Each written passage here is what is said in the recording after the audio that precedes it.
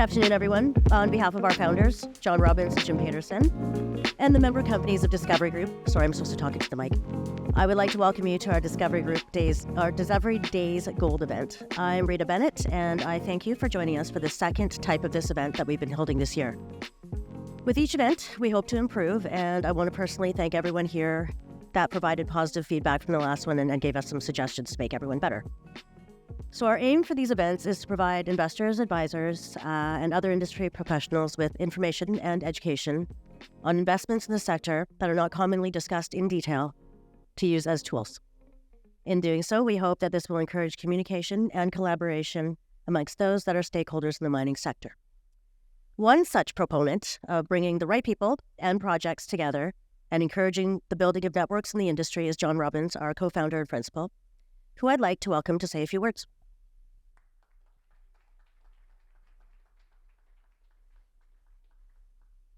Thanks, Rita.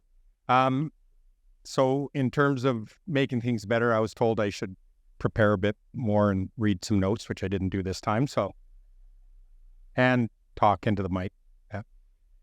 Anyways, I want to thank everybody for coming. It's great to see everybody here. As Rita said, we've done a few of these in the past, and I think it's a great opportunity for people to share ideas and learn a bit more about some of our companies, but also learn a bit more about the sectors that we work in. And of course, the last one we did was on critical metals, and this one is a gold focus. So first of all, Randy Smallwood was kind enough to agree to give a keynote talk to us on, the gold market. I'm sure we're going to hear a bit about the World Gold Council. So we're very excited to hear about that. And then we decided to take some of the companies that we have that are focused on right now on the early stage sort of side of the exploration spectrum, what investors should look for when making investments in companies like that, and then a bit of exposure to some experiences with the discovery/development stage. So Chris Taylor, we're fortunate enough to drag him out of retirement. So he's going to give us a bit of his perspective on things. So that'll be interesting as always. Fred Bell, who's with Elemental Royalties, couldn't join us here. So we have a pre-recorded spiel from him from London. And then lastly, Paddy Downey was kind enough to come and give us his perspective from the gold producer standpoint. So I think it's going to be fun and lots of opportunities to ask questions either during the talk or afterwards. You can pin these people down and get their perspective on things. So one other thing I'd like to say, we have a new entrant into the Discovery Group, a company called CopperX. Dave Prince, I'm not sure, there he is, hands up. Not quite sure yet if it's a copper company or a gold company. I guess the results will tell on that. But new entrant into the group focused on gold and copper in Chile and Peru. So I encourage you to drag Dave aside and have a quick chat. He can speak very quickly, so you'll get everything in about 30 seconds from him. And with that, I'll pass this back to Rita, and Rita can do the rest. Thanks, Judd. So thanks for doing that, John. I would like to take this opportunity again to remind our speakers to speak directly into the microphone during their presentations. Last time I got in trouble for my team is people couldn't hear me very well. What my team fails to remember is that I'm really soft-spoken and generally quiet in nature. And one Mr. Eric Coffin, who said that, accurately described me as a delicate, shrinking violet, I think it was, Chris. So it's to be expected, but I will try my best to speak louder and encourage our presenters to do the same. So, as John mentioned, the theme of today's event is investor considerations at each stage in mining, specifically in the current gold market. So one of the foremost authorities to speak to the gold market is none other than Mr. Randy Smallwood, Chair of the World Gold Council and President and CEO of Wheaton Precious Metals, where he was involved in its founding as Executive VP of Corporate Development. Prior to this, Mr. Smallwood was Director of Project Development with Wheaton River Minerals. I always trip up on that. Through to its merger with Goldcorp in 2005, and was an instrumental part of the team that built it into one of the largest and, more importantly, most profitable gold companies in the world. Please join me in welcoming Randy Smallwood as our keynote speaker for today's event.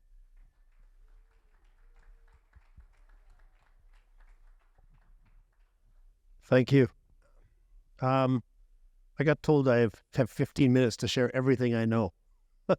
I'm not sure I can fill the 15 minutes, but we're going to give it a go here. So I'm going to punch through some slides here. So I'm going to start off, first off, former chair of the World Gold Council. I stepped down in September after 3 years. It's normally a 2-year term, but we got lots to do. And to be honest, we still got lots to do there. And hopefully through the course of this, you'll understand about some of that stuff. And I might even squeeze a word in on Wheaton, considering they pay my salary and my chairman's here. So, but we'll start off with just gold. A couple of comments on gold. How's the mic doing? All right. There we go. I love this title. We've made some changes in our investor relations department, and all of a sudden we're getting exploring the timeless allure and modern significance of gold. Hopefully through the course of this, you'll understand a little bit of that. Why gold? This is probably preaching to the converted here, in most cases here, but there's just so many arguments behind why we need gold in today's world. Someone make space for Mr. Brown. There's got to be a chair for him there somewhere. Good to see you, Peter. Why gold? There's so many supporting factors in favor of it, and so little against gold in the sense of what it can deliver for us, what it has delivered forever. It's a good solid store of value and a measure of value that has been used for thousands of years, is fully transferable, one of the things I do find with gold is that it's typically North America and Europe where you sort of get in the question about gold. You go anywhere else in the world and everyone knows what the purpose of gold is, right? And so let's not forget the relative stability that we've enjoyed in North America and Europe for a long time, maybe appreciate that. But you can see how gold has done compared to just about every other form of investment over time. It has preserved value. And I would say that over the last 20 years, we've been in a pretty continuous bull market since back in the early 2000s, when gold was down, I think at 265 was sort of the bottom there's definitely some volatility along the way, but it's been continuous up pressure. And here we are at near record levels, and in most of the currencies around the world, record levels of gold pricing, and it still doesn't feel frothy. It still doesn't feel strong. We still have strength behind it, right? So, not on this slide, but every time you hear this BRICS organization coming together, you sit and look at that group of countries and you try and understand what kind of political alignment you have amongst that group of countries. There is no political alignment. You don't have Brazil, India, China, Russia. The only thing that they have in alignment is that they're concerned about the US dollar. And that's a pretty significant part of the world's population that is looking for an alternative. And so, gold is going to play a role in that. It already does to a certain extent. We're seeing that in sort of record central bank buying, higher than it's ever been over the last couple of years, and good, strong purchasing. And these are graphs that most people have seen, but they just reinforce the fact that I do really believe that we are setting ourselves up for a new level in gold and what it actually does for society. The World Gold Council, it's an advocacy group for gold. The board members are about 65-70% of worldwide gold production is represented at the board of the World Gold Council. And it's a very well-funded advocacy group. It created probably I always say it's the most profitable nonprofit that I've ever seen, because it owns the GLD and the GLDM, which still control close to 70% of the gold ETF market. And so it collects pretty healthy fees off of that.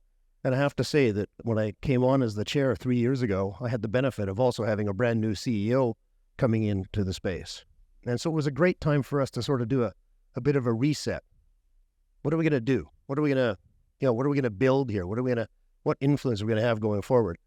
The World Gold Council has always been really good at the research and the marketing and sort of building up trust and, working with government policy, educating. I mean, the central bank education programs that they run, where they bring in the diplomats and bureaucrats that work for the central banks to try and educate them on gold. They're now getting record attendance at these things, and they just ran one in Austria where they had 250 representatives from various countries around the world buying into it. So they do a really good job on that front, but that's not enough, and especially when you've got extra capacity in terms of the fees that they're making on the GLD and the GLDM. And so, we did kick off a pretty aggressive marketing campaign about 2.5 years ago. Pretty healthy dollar amount number behind it. Hopefully you've enjoyed some of the ads and some of the marketing. It's kind of trying to sort of put gold in its place in terms of a good, strong, stable platform. We're not chasing the volatile markets. We purposely didn't go after crypto or anything in that space. We'll let that shape itself. But just to remind society about what gold, what the role that gold does play in space. And so probably one of the more recent successes on building up this media presence was we just 2 weeks ago released Gold, A Journey with Idris Elba. We had the release party in London during LME week, on the Thursday of LME week. And I think we're close to 2 million views on this now on YouTube. It's highly recommended. In fact, we're going to have a release party. I'm actually bringing David Tate, the CEO of the World Gold Council, here for the next Vancouver Mining Collective on, we haven't officially announced it yet, but it'll be December 12th. And we're going to have a screening and then a panel discussion afterwards to talk about what your World Gold Council has done for you lately. And so we'll dive into that a little bit more, but we'll have a good screening. But it is available on YouTube. Highly recommend it. It's really well done. Idris Elba is the new... in my eyes, the new Morgan Freeman in terms of the trust that he has. And it's a great story, and it talks not only about the mining industry, but about the communities and the benefits that put into that. And so, but that's not really what I'm excited about at the World Gold Council. What I'm excited about is this initiative. Gold 247. 247 stands for 24 hours a day, 7 days a week. We sat and looked at how gold is traded, and in this digital world, to think of 3 or 5 day settlement periods, come on, we can do better than that. Society, the technology's there. It's time to improve the way we trade gold. It's time to digitalize the way we trade gold. And so we've got a really strong initiative, and there has been for-profit enterprises out there that have come out with gold-backed stable coins that are, along the same lines. The challenge there is lack of trust, unregulated, and pretty healthy fees, such that, it'll never have that sort of high liquidity. You'll never build that in the space. Here, what you have is a nonprofit organization driven to push this forward. And so the first thing we have to do, though, is build a good provenance database, which is this gold bar integrity platform on the bottom left here. And that's a blockchain-based system where all of the members of the World Gold Council are now entering their production into. Where's that dory bar? Tracks through. He knows which refinery it goes to. The refinery then enters, what feeds into each finished, fully refined bar, and we're building up that database. So we have provenance track records. So you'll be able to track the gold and have good, strong provenance and trust about not only where that gold came from, but when it came. You could even expand it to talk about all the benefits that came with the production of that gold in that remote location. You could tie it all the way to that. So this is a good, strong program that we've combined with the LBMA and a few other members to push together, and the entire group is focused on advancing and building up that database, and that's really the foundation that we need to come up with a digital token that is backed by gold. You don't have to move gold around. You can keep gold in a vault and have a digital token that represents fractional ownership of that and moves those tokens around. And the accessibility of that, the instant settlement capabilities of it, where you're not having any settlement, all of a sudden it becomes a financial instrument, and fully fungible, lots of trust, lots of provenance behind it. Just think of where that can go. It doesn't take much. You blow your eyes and it starts to look like a gold-backed currency, which we haven't had for a long time. And just think of the potential. If we can get gold to the point of being a instant, fully fungible, fully trust. I mean, trust is one of the key things. I love the story about Costco. Costco is one of the most respected retail names in North America. They've tried a couple of times to sell gold, and it sells out so fast. And that, to me, argues the fact that people want gold that they can trust, that they can ownership, that they can have confidence in and faith in. And I just think that this whole initiative, it could really revolutionize the way we think of gold. It could all of a sudden start replacing some of the fiat currencies in space. One of the concerns I have is that if it takes off so rapidly, we could see such a rapid appreciation in gold that some would point to that and say, well, that means it's not as stable as a good fiat currency because it's got that. But that would be a problem we'd all love to have. Gold at $5,000. I'm sorry. But, we're setting up this framework. And I will say this has taken a lot longer than I wanted to. I kind of tend to be the guy that cracks the whip and someone else has to do all the work. I will say that the focus is to try and do this with the institutions and with the regulators. We want this to be accepted. We don't want to do it. If you sit and look at what's happened in the stablecoin space and any of that space, you're trying from the retail side to sort of make things work.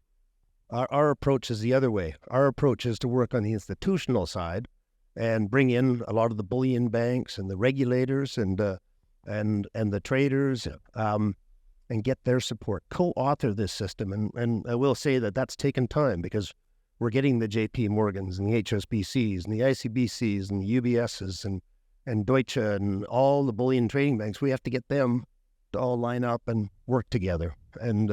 But we do have a working group. We call it jokingly the G20, but for the Gold 20, that is now well on its path towards co-authoring this thing and kind of having this thing come out over the next while. So this is, I think pretty exciting. I'm hoping, as Cam's looking at me, come on, man, hoping sometime next year it should be moving forward. But we do want it to be embraced by the institutional side because we think that if we can get it set in that space, it'll spill out into the retail space and get that higher level of trust behind it. So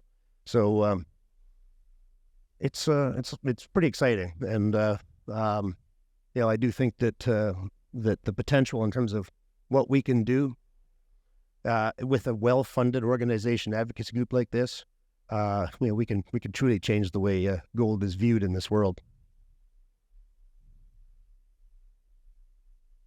So I expect to see you guys all on December the 12th at I don't know, we haven't even set the venue yet, but it'll be we're going to have a showing of the film. It's 65 minutes, and then we're going to sit down and have a good presentation with respect to Gold 247 and where we stand. And I'm bringing David Tate in from London to have that panel discussion, and I think the next year or so could be pretty exciting. So.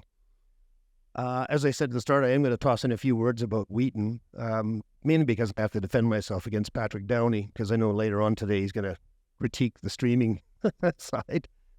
Gotta say, hey. We're busy. In fact, I think we just announced another deal this afternoon.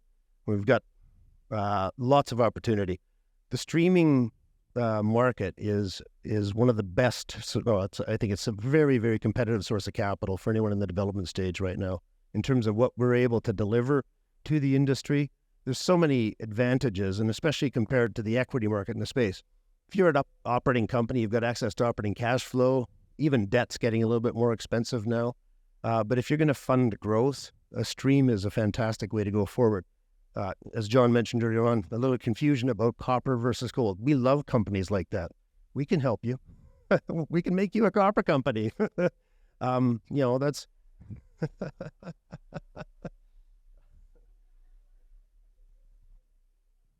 There's a long list of, I think, why streaming works as a source of capital, outside capital, to the mining industry, and why it's so attractive right now. You look at the equity markets. We all know how bad it is. No more comments required. Debt, a little bit more expensive. But, streaming, we're long-term investors in these. I was joking with Mark Bristow that maybe the market doesn't recognize what long-term investors look like anymore. I think they might be streaming companies, because we're life of mine investors into these assets, and we are selective. But when we're there to help partners do as much as they can over that period of time. But there's really only two items that I think really sort of stand out from a streaming perspective right now.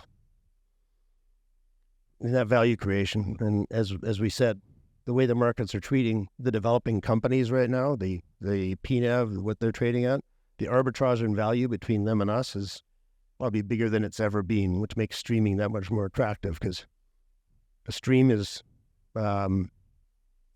basically, we're buying it for the value of the metal, not the value of the equity. And that's a huge plus when you look at what the equities are trading at, right? And then, the fact that we dramatically improve the rate of return that you deliver back to your shareholders. The Salobo example is a fantastic one, where we paid 78% of the capital to build that mine. We only take 23% of the revenue away. The Salobo shareholders make their money back every year, and it's a 40-plus year mine life, right? And so it's a good, strong business model in terms of being able to deliver that strength, and, as I say, make a good mine a great mine in terms of going forward. From the investing perspective, I don't think it talks about what we deliver. We do focus on good quality assets. That, of course, by virtue of the fact quality means high margin. High margin means that's where exploration and expansion dollars get spent. And so, whenever companies are looking to grow that, if they're generating big margins there, they're always going to push that hard. Good predictable costs, which is one of the things that is a huge advantage of the streaming and royalty space. Commodity price leverage, we do have that base production payment. Good strong dividend payment, and lots of optionality, lots of assets that we're investing into. So we have been busy. As I said, we now got 14 new deals at just over $2 billion after what we announced this afternoon. And it's a good, strong company. I think I'm actually proud that we were able to build this out of Vancouver. I think it's something that we should celebrate in terms of what we've been able to do and how much impact we've had in terms of supporting the broader mining space. And so, I just do think it's, getting back to gold, I do think this is a great way to invest into precious metals, into gold and into silver. So I think I'll finish off with one last slide that sort of summarizes, if you like precious metals, we do check all the boxes. We are really focused on building good, strong partnerships with strong operators on high margin mines, and find ways to continue delivering that value even beyond. And so hopefully having my paycheck.